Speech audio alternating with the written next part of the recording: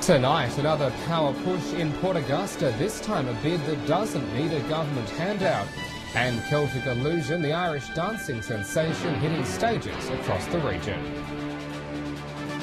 This is Southern Cross News with Tim Hatfield. Good evening, but first tonight the Premier Jay Weatherall has visited Whyalla as the first anniversary of Ariam's administration approaches. He's confident the steelworks will not only survive long term, but also play a big role in the state's power supply.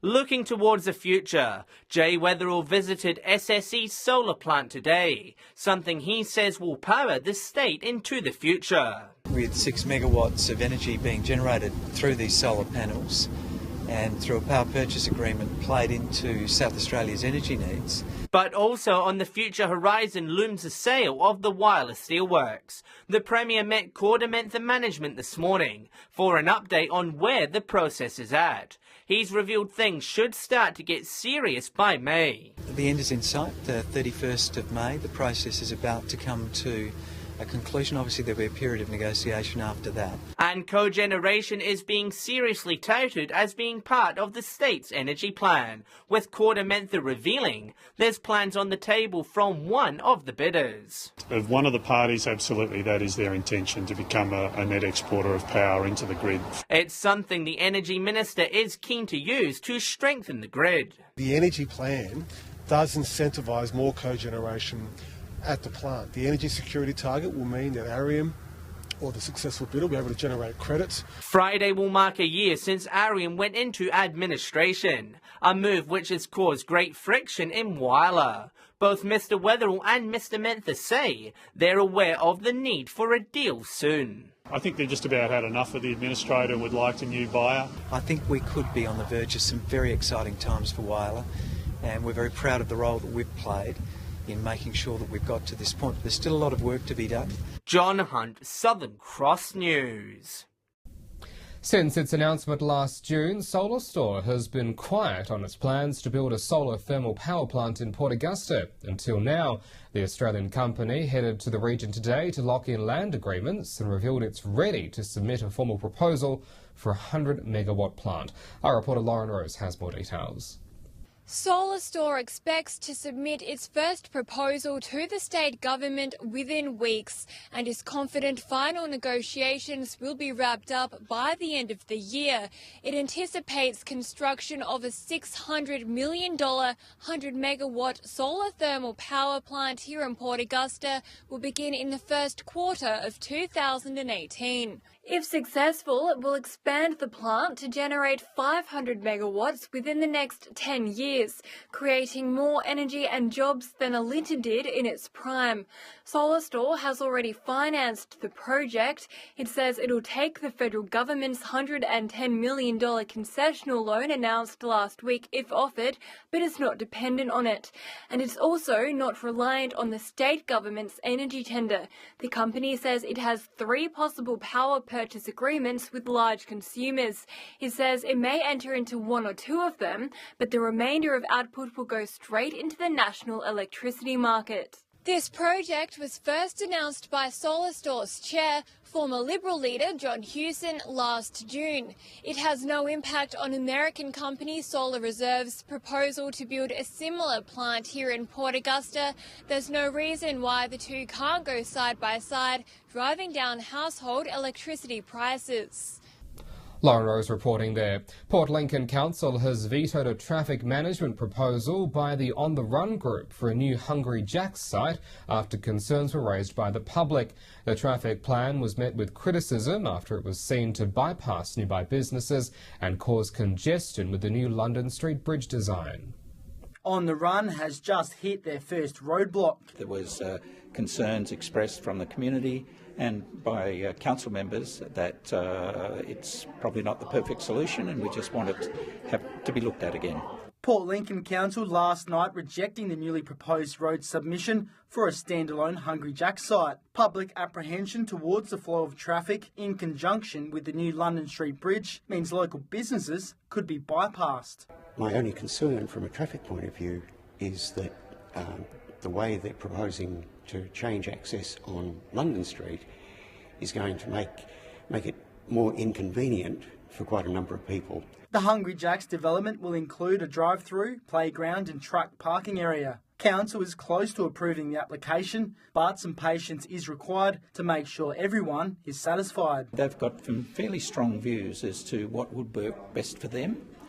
Council's deliberations tonight was, that's fine, but what's going to work best for the community when it comes to access to that development? But there could be an easy solution. Simply by removing the exit from the Hungry Jack's car park directly onto London Street and having all exit traffic go through King Street, then the problems, all of the difficulties can be solved. The clock is ticking for viable options as the century-old London Street Bridge is on her last legs. The old nursery rhyme song about London Bridge is falling down, well, it will be shortly.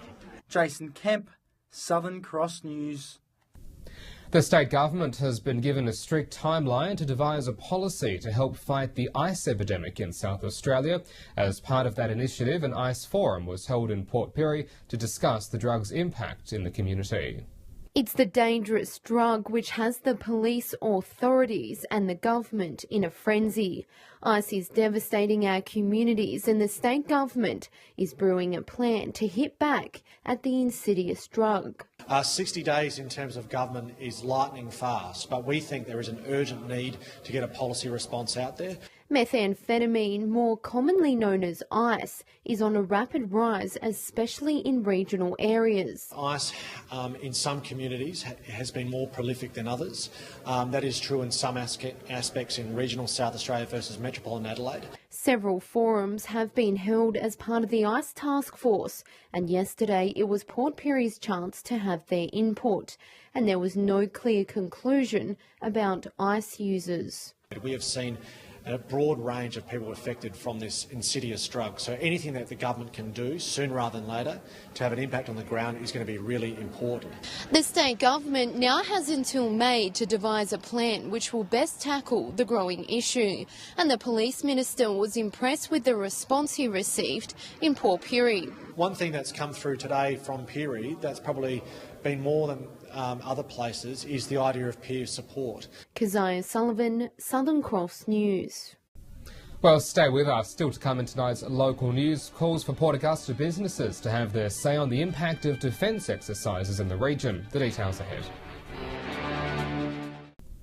Welcome back. Regional Development Australia Far North is preparing a submission to the parliamentary inquiry into the impact of defence training in the region, and they need community input. It's hoped the outcome of the inquiry will be greater transparency for local businesses hoping to benefit from the influx of military personnel. It was impossible to ignore the 8,000 military personnel in the region last year for Exercise Hamel. We all see and hear the Army roll into Port Augusta when they're heading out to Cortana for the training activities. Now a parliamentary inquiry wants to know the impact of those types of exercises on towns like Port Augusta. The RDA is preparing a submission but needs help. And we've designed a survey. So the survey is for community and business to complete and is to actually get them to tell us what they've actually really got out of it. Some Port Augusta businesses like PFD Food Services benefited from having so many mouths to feed. It kept us very busy and it was great for the branch, well, for the whole company. But others didn't even know they were able to tender for contracts. There were some information sessions ran back in 2014 with the Defence. Out of that, I'm not sure if too many actually did know how to go through the process of actually tendering for the contracts that were available. See, a lot of people probably don't even know about the tender system, and I'd chased for 7 years before PFD even got it. Both positive and negative experiences are important to the RDA submission. And then that submission then will hopefully go towards looking at how things have been done in the past and maybe changing them in the future. The survey is available on the RDA's website and closes Easter Monday. Lauren Rose, Southern Cross News. Safety standards on all public school buses are set to receive a boost, with the state government announcing an injection worth over $100 million. The investment will see over 400 regional buses fitted with improved safety measures. The morning bus ride to school for students will now include them buckling up after the state government revealed they will install seatbelts in all school buses. Seatbelts are, of course, a real security for people, particularly going on country roads where there might be some speed involved. Not only that, sweaty children sticking to seats will also be a thing of the past, with the buses receiving vital air conditioning as well. All of the buses now in the DECD fleet are fitted out with seatbelts and also with air conditioning, so they're safe and they're comfortable. The fleet includes 455 buses from regional areas. The announcement was made at Pirie Secondary School yesterday and was welcomed by the principal. The modernisation of the fleet, air conditioning and seatbelts are fantastic additions. It provides safety on our buses, but it also develops patterns of behaviour for young people when they're later on drivers of vehicles in their own right. The project totalled $114 million, 23 of that allocated for buying new buses with the amenities, and the remaining went towards upgrading the existing fleet. It's been expensive, but it's meant a lot of work for people, and also it means that we've got our kids in a place where they're safe and secure and comfortable. Keziah Sullivan, Southern Cross News. A new tourism initiative created by the New South Wales Government is encouraging holidaymakers and locals to share videos of their adventures in the far west of the state. Broken Hill's Mayor says the What I Love About Holidays in New South Wales campaign provides a unique opportunity to showcase the city and all that it has to offer. Capture your special moment and share it around. That's what the New South Wales Government wants to see. They're asking people to take videos and upload them on the Visit New South Wales website. Now, these videos are about your experiences, your holidays, your quick getaways. Maybe it's your weekend up the river. It's for local and tourists alike. It's not just videos. If you're handy with a camera or can strike a pose, a picture can say 1,000 words. The campaign comes following a successful year for tourism in regional parts of the state. It's aimed at further promoting the outback of New South Wales as a holiday destination. What are the holidays that you can have, things that people haven't thought about that you know is a good opportunity and you already do it? So we're encouraging people to participate. Just taking a simple selfie can showcase Broken Hill to the nation and put you in the running to win a prize. Videos and photos can also be shared on Twitter and Instagram using the hashtag #ILoveNSW. What it means is actually for the rest of New South Wales and beyond, they'll get to see about Broken Hill in the far west. For more details on the campaign, visit our Facebook page. Entries close May 18. Patrick Roinke, Southern Cross News. Well, stay with us. When we return after the break, Celtic Illusion, the Irish dancing sensation, hitting stages across the region. We'll have a look next. Welcome back. Broken Hill residents are being encouraged to report fire-damaged buildings to council as soon as possible to avoid health risks from asbestos. During a fire, building materials containing asbestos can be cracked and then release fibres into the air, posing serious health risks to those nearby. Council is urging locals to report any damage so they can work with the owners to help with the clean-up. Celtic Illusion, a spectacular stage show combining Irish dancing and magic all rolled into one, will tonight begin its tour of South Australia in Port Lincoln. The show is critically acclaimed and will soon head off to New Zealand and Asia. But earlier today, our reporter Jason Kemp caught up with the crew to test his moves on the stage. It's magic and Irish dancing like you've never seen before.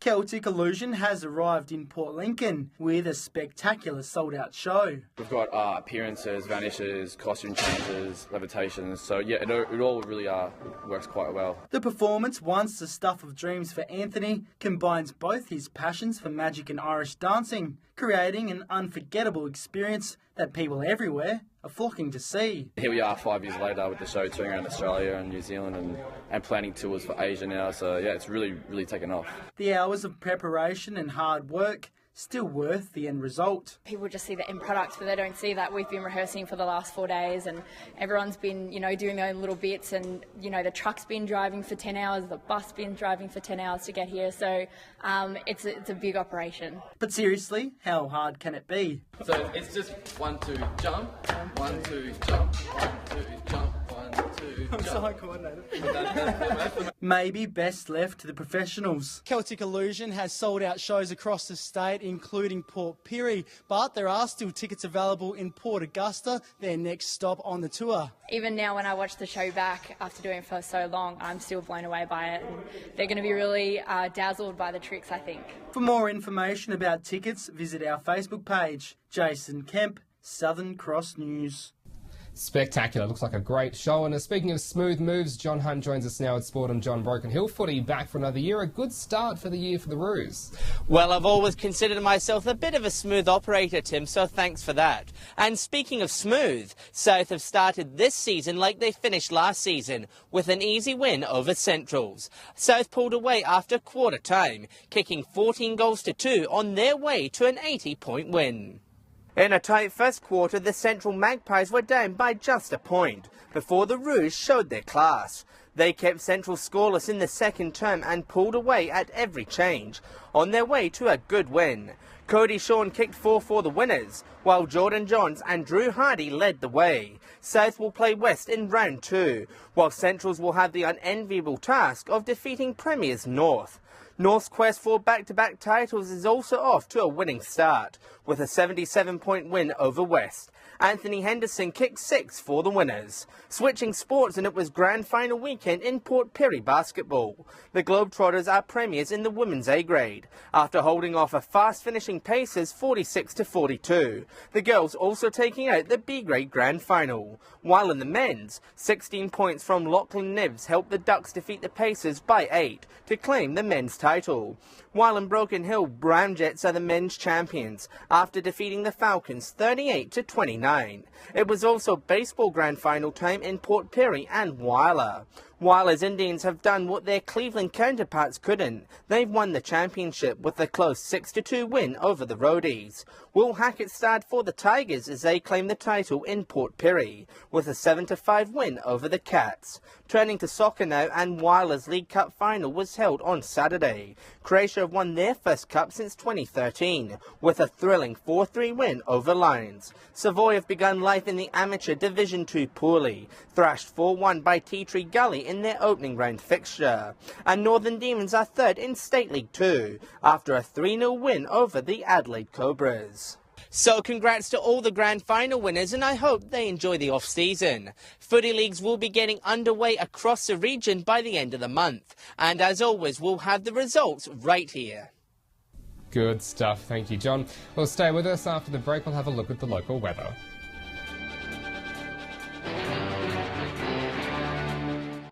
You're back with Southern Cross News. Time now for a check of how the local weather is looking. Today, fine and sunny this Tuesday, 28 the top in Port Augusta and in Port Pirie. Whyalla 25 degrees. Port Lincoln today on 23. Broken Hill sunny and at 27. On the national satellite image, just a few light patches of cloud heading our way.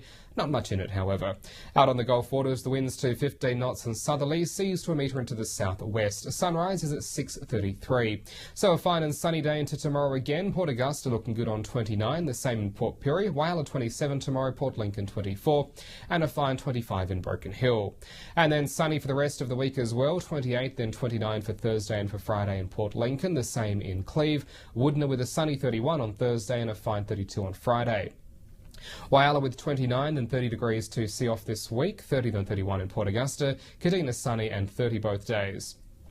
Port Pirie is looking sunny on 31 for Thursday and again on Friday, Clare with 28 both days, Broken Hill 27 on Thursday and 28 on Friday. And that is the local news for this Tuesday evening. Don't forget, as always, you can stay up to date with us on Facebook and on Twitter. You can also get in touch via email. We'll see you back here tomorrow night from 6:30. I'm Tim Hadfield from the Southern Cross News team. Have a good evening. Good night.